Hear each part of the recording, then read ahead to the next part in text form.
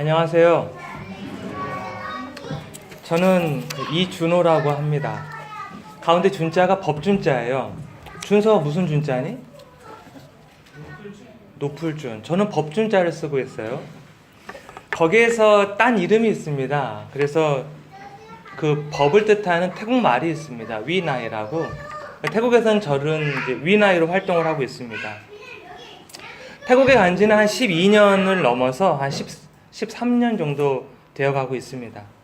이제 안수를 받자마자 갔으니까 대한예수교 합동측 장로교회 목사가 된 지도 벌써 그렇게 되었습니다.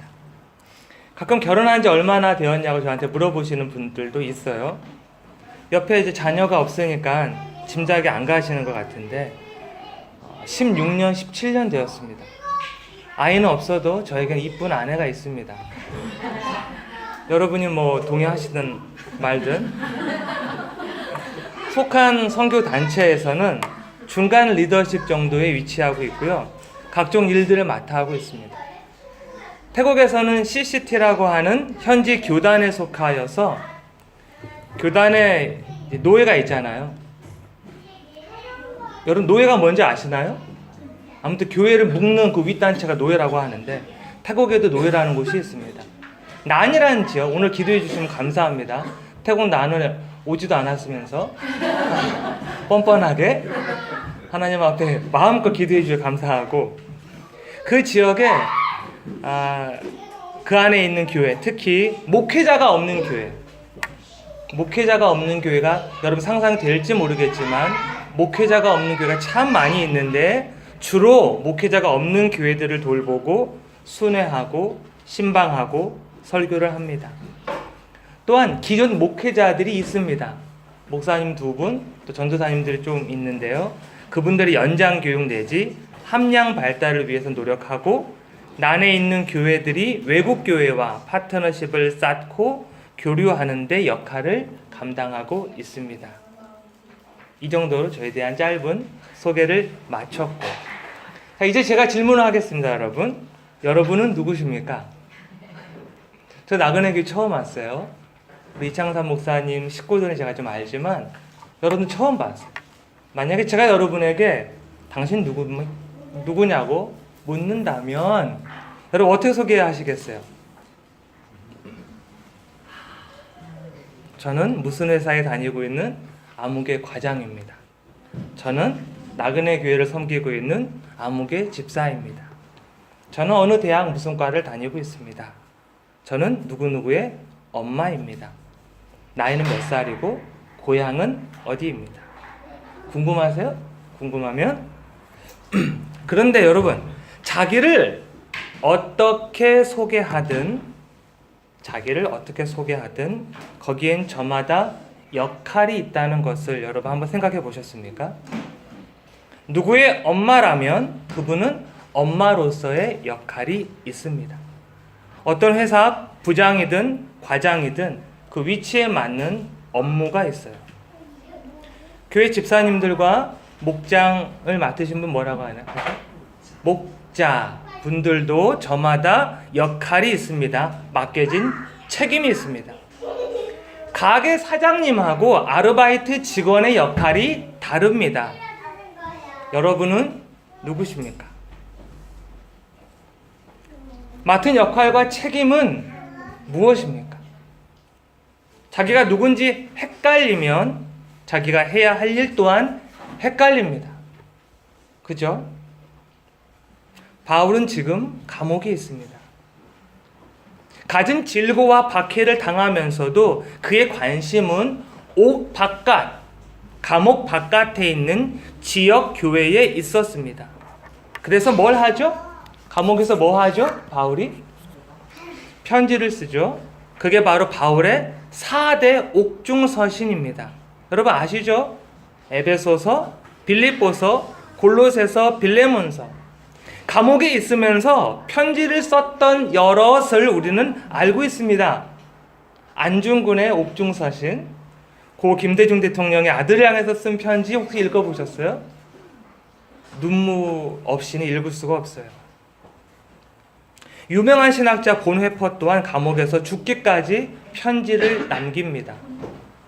감옥에서 쓴 편지, 감옥에서 쓴 편지, 그 어떤 것보다도 그 내용이 간절할 것 같아요. 그렇죠? 제가 감옥에는 안 있어 봤지만 감옥과도 같은 군에는 있어 봤습니다.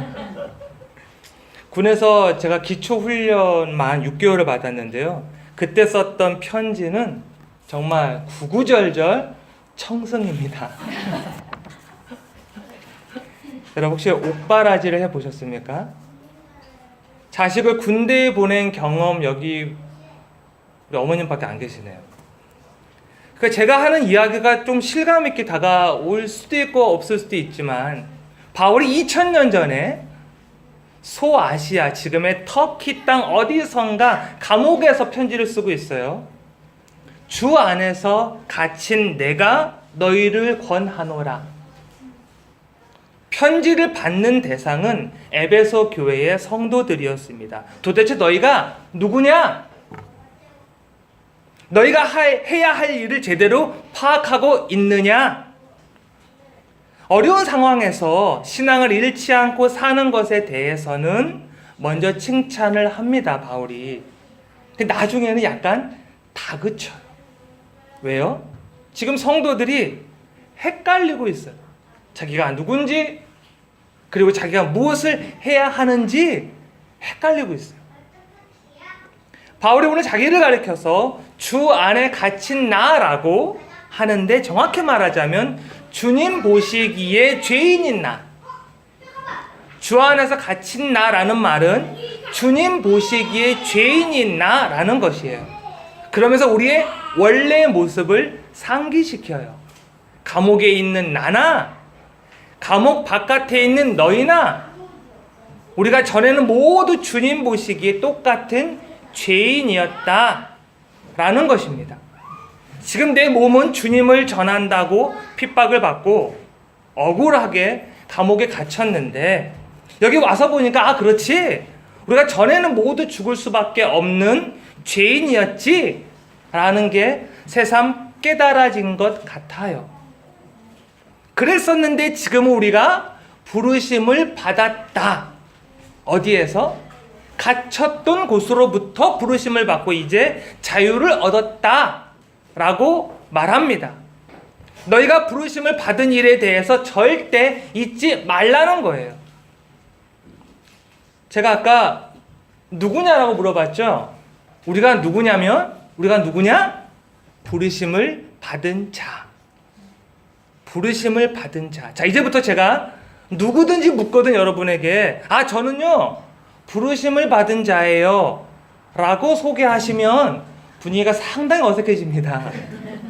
면접을 보는데 자네 누군가? 저는 부르심을 받은 자입니다. 떨어집니다. 그런 말이 아니라 우리 스스로 내가 누군가에 대해서 잊지 말고 살라는 뜻이에요. 다시 한번 우리가 누구라고요? 부르심을 받은 자. 어디에서? 죽음으로부터, 감옥으로부터, 죄악으로부터. 자, 그렇다면 우리가 부르심을 받은 자라면 우리를 부르신 분이 계세요. 누구요? 누가 우리를 부르셨어요? 하나님, 예수님. 분명하셔야 돼요. 우리를 누가 불러요? 하나님. 하나님은 누구인가요? 제가 전도사로 있을 때나 선교사로 살 때나 저는 제 선교사입니다. 선덕사입니다. 2년에 한 번씩 한국에 와요. 2년에 한 번씩. 이렇게 오면 저를 파송한 교회가 있거든요. 교회 목사님이 계십니다. 저와 우리 이창삼 목사님을 가르쳤던 교수님이세요. 그 목사님이 전에는 이전도사님, 이 목사님, 이 선교사님 이렇게 부르기도 하시는데 가끔은 준홀리 이렇게 부르세요. 저를. 내가 미쓰리도 아니고. 근데 저는 그 말이 너무 좋아요. 목사님이 나를 개인적으로 준홀리 내 방으로 한번 와. 내가 그의 이름을 불러주기 전에는 그는 다만 하나의 몸짓에 지나지 않았다. 내가 그의 이름을 불러주었을 때 그는 내게로 와 꽃이 되었다. 이 시 아시죠? 김춘수 시인의 꽃이라는 시입니다. 우리 이창삼 목사님이 저를 개인적으로 준호 형 형아 그렇게 불러요. 형아. 그 말이 너무 좋아요. 부름에는 의미가 있어요. 많은 사람들이 저를 그냥 선교사님, 목사님, 누구든지 나를 부를 수 있지만 나와 관계가 없다면 감히 저에게 형아라고 부를 수 없어요. 형아라고 부를 때 저와 이 친구의 관계가 있어요. 의미가 있어요. 우리를 불러서 우리에게 새로운 삶의 의미를 주신 하나님, 여러분을 불러서 여러분을 의미 있게 만드신 하나님, 그 하나님이 누구실까요? 그럼 성경 읽죠. 성경 1절부터 3절 읽었는데요, 4절부터 6절 읽겠습니다. 4절부터 6절 시작. 몸이 하나요 성령도 한 분이시니 이와 같이 너희가 부르심의 한 소망 안에서 부르심을 받았느니라. 주도 한 분이시요 이름도 하나요 세계도 하나요 하나님도 한 분이시니 곧 만유의 아버지시라. 만유 위에 계시고 만유를 통일하시고 만유 가운데 계시도다. 자, 저를 보시고 이제 여기 방금 읽은 거 우리 한글이었죠? 근데 뭔 말인지 모르겠지요. 만유의 아버지시라. 만유 위에 계시고 만유를 통일하시고 만유 가운데 계시도다. 잘 읽었는데도 이해가 잘 안 돼요, 사실. 근데 모르긴 해도 뭔가 어마어마하신 분 같아요. 그죠? 뭔가 만유라는 말은 막 쓰잖아. 뭔가 어마어마하신 분 같죠? 그럼 됐어요. 세상 그 어떤 무엇도, 그 어떤 누구도 그 이름을 대신할 수 없을 만큼 위대하신 분, 우리의 상상을 초월하신 분, 전 우주적인 분, 전지전능한 분, 이 세상을 모두 주관하신 분, 나의 이름을 불러 의미를 있게 하신 하나님. 여러분, 그분이 우리를 부르셔서 우리에게 자유를 주셨고 새로운 의미를 주셨고 우리는 그분의 꽃이 되었습니다. 자, 여러분 다시 한번 복습할게요. 우리가 누구라고요? 부르심을 받은 자. 우리를 누가 불러요? 하나님. 우리가 완전히 하나님을 이해할 수는 없어도 아무튼 최고의 하나님이 우리를 부르셨어요. 자, 그럼 끝? 설교도 끝 할까요? 저 오래간만에 왔잖아요. 한 2시간 하고 내려갈 건데 딱 17분만 더 할게요. 앞으로. 아까 제가 서두에 뭐라 그랬나요? 우리가 누구인지에 따라 역할이 있고 맡은 책임이 있다라 그랬죠. 엄마도 역할이 있고 과장님도 임무가 있고 목사님도 책임이 있고 목자도 할 일이 있습니다. 우리 모두는 자기가 누구인지에 따라 역할이 있고 맡은 책임이 있는데 과연 부르심을 받은 자들은 어떤 할 일과 어떤 책무가 있느냐, 그 말을 지금 바울이 너무 하고 싶은 거예요. 바울이. 여러분, 지금 하나님으로부터 부르심을 받은 자라는 것에 대해서 동의하시죠? 이거는 뭐 동의하고 말고의 문제가 아닙니다. 우리가 뭐 이해하고 자시고의 문제가 아니에요. 죽음의 감옥에서 불러내 살려주셨는데 거기에 우리가 뭐라고 토를 달 수가 없어요. 그냥 감사하고 맡은 일 하면 돼요. 근데 그 일이 뭐냐는 거죠. 그 일이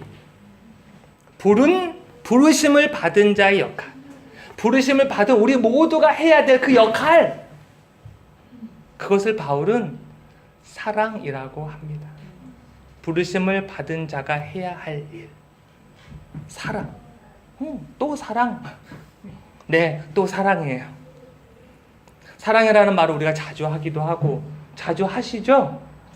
자주 하시죠? 때로는 실증 날 수도 있고 때로는 부담될 수도 있는 단어이지만 실제 우리가 그렇게 못 살아요. 바울이 우리에게 어떻게 사랑을 하라고 하는지, 부르심을 받은 자, 하나님으로부터 부르심을 받아 살게 된 우리가 해야 될 그 일이 뭔지, 그 사랑을 어떻게 하라는 건지. 2절 한번 읽어볼까요? 2절 시작. 모든 겸손과 온유로 하고 오래 오래 참음으로 사랑 가운데서 서로 용납하고. 저를 보세요. 우리가 사랑하는 첫 번째 방법, 그것은 서로 용납하라는 거예요. 용납하라. 모든 겸손으로 온유하게 오래 참음으로 서로 받아주라는 거예요. 받아주라고. 아까 전에 제가 목사 안수 받은 지 12년, 13년 되었다고 말씀드렸잖아요. 제가 신학생이고 교육전도사일 때는 지금보다 훨씬 겸손했던 것 같아요. 제가 이창삼 목사님과 달리 되게 겸손한 사람이에요. 이분 겸손하지 않죠? 누가 설교를 하든지 거기서 뭐 하나라도 건지려고 저 무진장 했었던 것 같아요. 근데 목사가 되고 선교사가 되고 어딜 가나 이제 설교를 하잖아요. 누구라도 이제 본문을 읽고 설교를 하려고 하면 듣기도 전에 머릿속으로 대충 줄거리가 나옵니다. 그리고 들으면서 이 부분은 좋고 이 부분은 별로고, 오늘 설교 10점 만점에 7점. 설교를 하나님의 말씀으로 듣는 게 아니라 언제부터 제가 그 말씀을 판단하고 있어요. 이리저리 판단하고 있어요. 여러분, 나그네 교회 가끔 이제 새신자들 오실 때 어떤 생각이 드시나요? 우리도 전에는 그런 모습이었어요. 교회의 그 환대, 교회에 새로운 분이 오시면 되게 반갑잖아요. 근데 교회에서 되게 막 반갑게 맞이하는데 오는 사람 입장에서는 그게 부담스러울 수 있어요. 근데 뭔가 따뜻해. 되게 어색한데 어디서 그런 환대를 받겠어요, 우리가? 어색하지만 따뜻하고. 목사님 설교가 이해는 안 되는데 괜히 위로가 되고, 하루 일을 마치고 수요 예배라든가 금요 기도회에 앉아있으면 갑자기 눈물이 흘러요. 오늘 기도하시는 분의 기도를 들으면서 정말 마음이 너무 많이 느껴졌어요. 하나님보다 돈을 내가 더 무서워했습니다. 선교사들도 돈이 무서워요. 추운 새벽 일어나기 힘든데도 기어코 그 이불을 박차고 교회에 가는 큰 기쁨을 우리가 경험했었거든요. 그런데 교회가 언제부터 익숙해지죠. 집사가 되고 교사가 되고 목자가 되고 찬양을 인도하고 교회 회의에 참석하게 되면서, 특히 교회 회의에 참석하게 되면서 우리 가운데 교만이 싹을 틉니다. 눈에 감사의 조건보다는 비판의 대상이 더욱 뚜렷해지고 교회의 그 환대가 더 이상 진실하게 느껴지지 않아요. 사랑이 식어지고 겸손이 사라집니다. 여러분 어떻게 하시겠습니까? 남의 부족함이 보입니까? 교회에 왔는데 남의 부족함이 보이세요? 오늘 찬양 인도하는데 목사님의 박자가 너무 부족해. 10번 불렀는데 10번 한 번도 맞은 적이 없어. 여러분, 하나님이 채우라고, 여러분이 채우라고 하나님이 보여주시는 거예요. 교회의 어떤 모습이 못마땅합니까 혹시? 그 문제를 껴안고 기도하라고 하나님이 가르쳐 주시는 거예요. 교회의 일이 지치고 짜증납니까? 여러분의 약함을 고백하고 자기의 삶을 돌아볼 기회예요. 지금 혹시 여러분 폭발 직전입니까? 거의 다 왔어요. 거의 다. 거기서 조금만 더 참으세요. 거기서 조금만 더 손해 보십시오. 거기서 조금만 더 숨을 쉬십시오.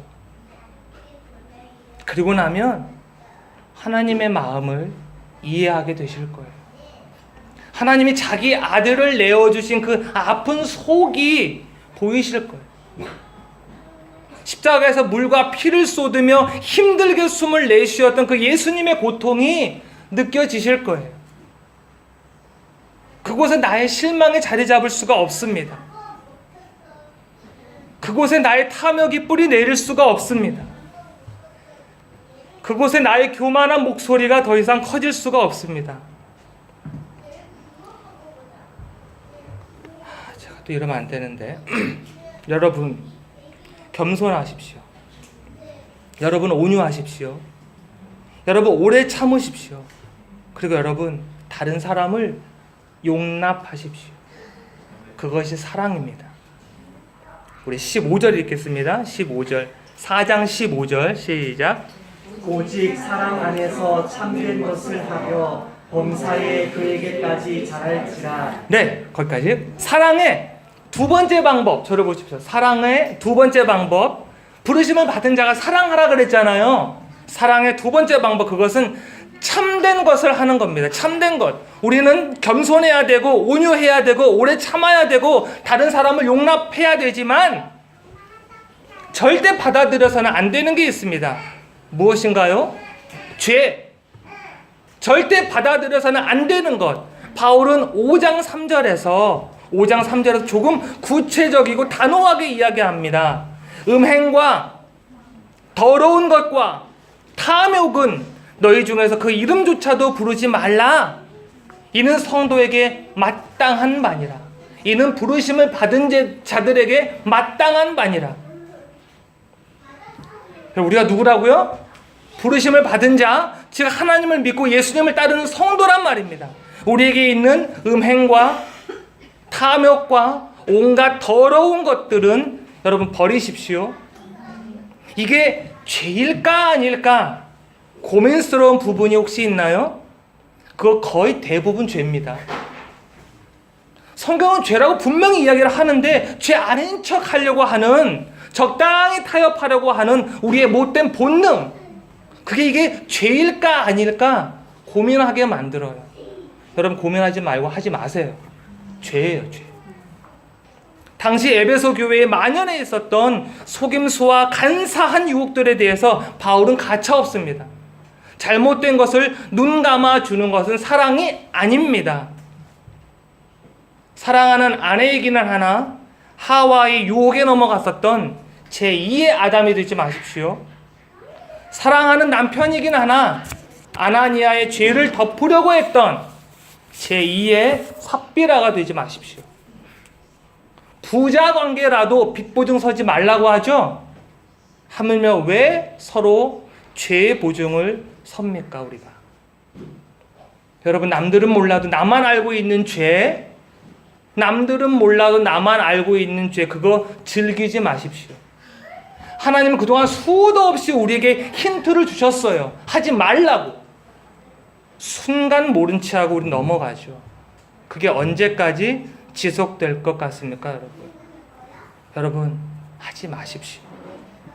내 안에 있는 그 탐욕과 음행과 그리고 온갖 더러운 것들은 그 이름이라도 부르지 않기를 바랍니다. 혼자 힘들면 서로 도와주십시오. 4장 25절 그런즉 거짓을 버리고 각각 그 이웃과 더불어 참된 것을 말하라. 이는 우리가 서로 지체가 됨이라. 여러분 남편이 혹은 아내가 우리 집사님이나 목자님이나 선생님이 혹시 고민한 끝에 자신의 어려움을 고백하면서 부탁을 하거든 어디 가서 그 사람 그렇다더라 나팔 불지 마시고 그의 손을 잡아주십시오. 우리가 어디 남입니까? 성도 같은 하나님의 부르심을 받은 하나님의 무리. 여러분 그러면서 자연스럽게 바울이 말하는 사랑의 마지막 세 번째 방법으로 넘어갑니다.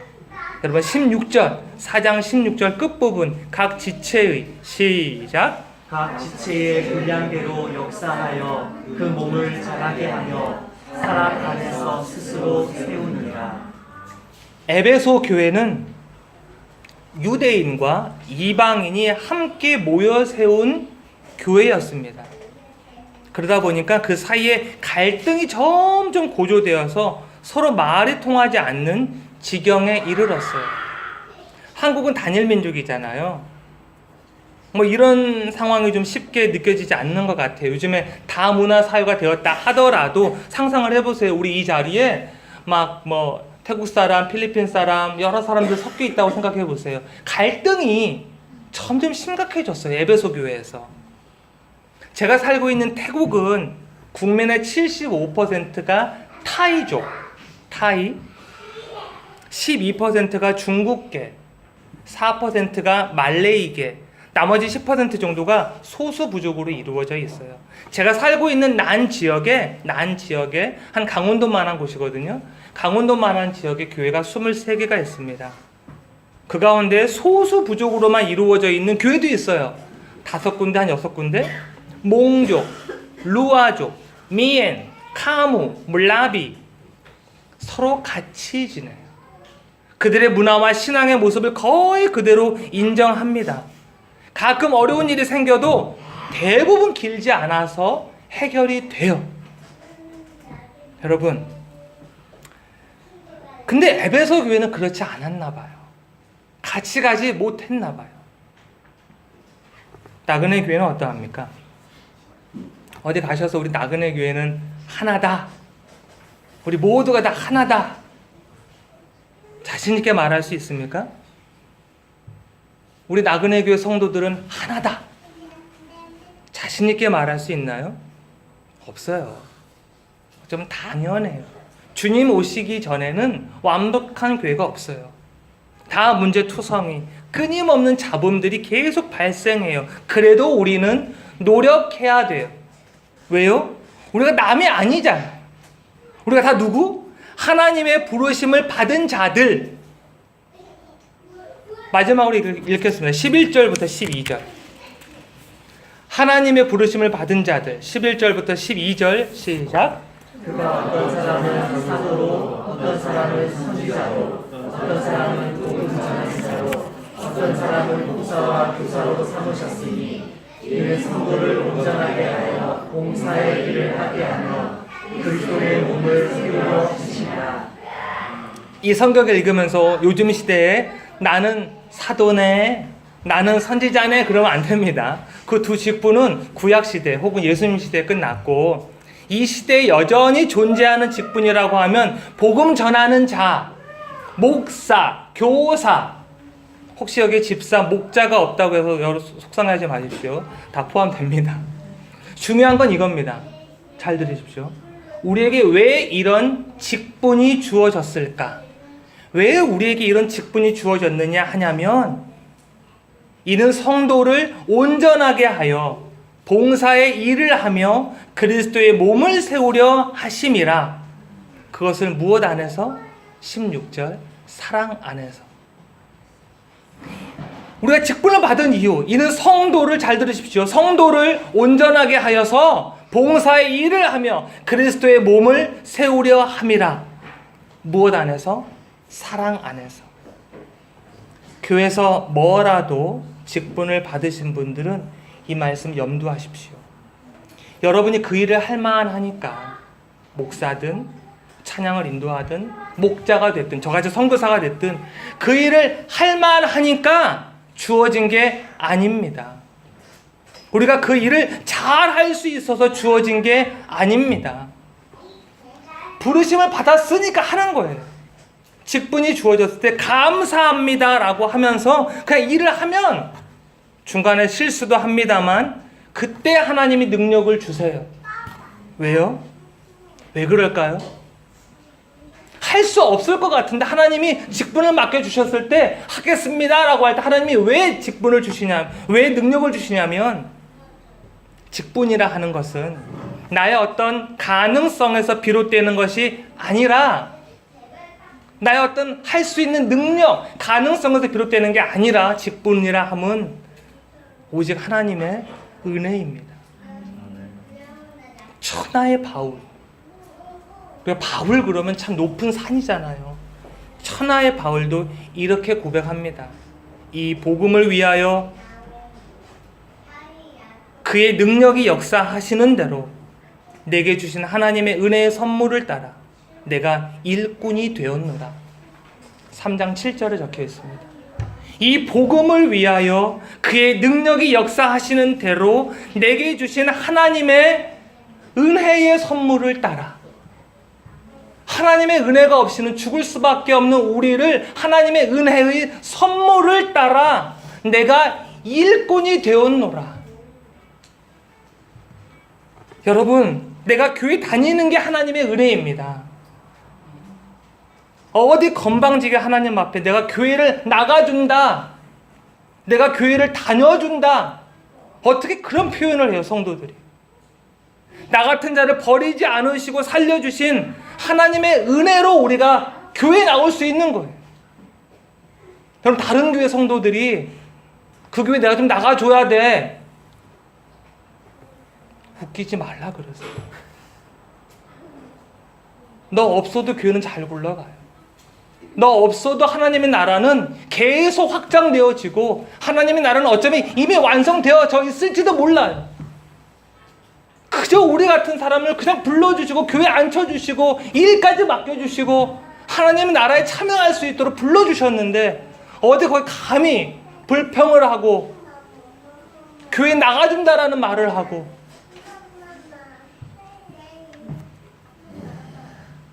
17분이 좀 넘었습니다. 제가 얼른 마무리를 할게요. 여러분, 우리가 누구라고요? 하나님의 부르심을 받은 자. 우리를 누가 불렀어요? 하나님. 어마어마하신 그 하나님. 부르심을 받은 자들이 해야 할 일, 사랑. 그 사랑을 어떻게 해요? 서로 용납하고 참된 것을 하고 그리스도의 몸을 세워가며. 우리가 사랑을 어떻게 해요? 서로 용납하세요. 참된 것을 말하고 참된 것을 지키십시오. 그리고 그리스도의 몸을 함께 세워가는 거예요. 나그네 교회 우리 모든 성도 여러분, 우리가 하나님의 백성된 자로 이곳에 다 같이 불러주셨거든요. 우리가 함께 그 나라를 기대하고 그 나라의 백성으로 살아가는 큰 기쁨과 감격과 주님 앞에 그 감사가 날마다 넘쳤으면 좋겠어요. 이번 주는 하나님보다 돈 무서워하지 마시고 하나님만을 믿고 기꺼이 살아가시는 여러분이 되시길 바랍니다. 그냥 맞춰요? 기도하고 맞춰요? 기도하겠습니다. 하나님, 고맙습니다. 오늘도 저희들을 불러주셔서 하나님 나라의 일원으로 삼아주심을 감사합니다. 하나님, 그 나라를 날마다 기대하며 우리가 살아갑니다. 우리가 죽든지 하나님께서, 우리 예수님께서 이 땅에 다시 오시든지 그랬을 때 완성되는 그 나라, 하나님, 그 나라를 기대하며 날마다 그 새 힘으로 살아갈 수 있도록 우리를 붙들어 주시옵소서. 하나님으로부터 부르심을 받은 그 은혜를 잊지 않고 살아가는 저희가 될 수 있도록 인도하여 주옵소서. 예수님의 이름으로 기도합니다. 아멘.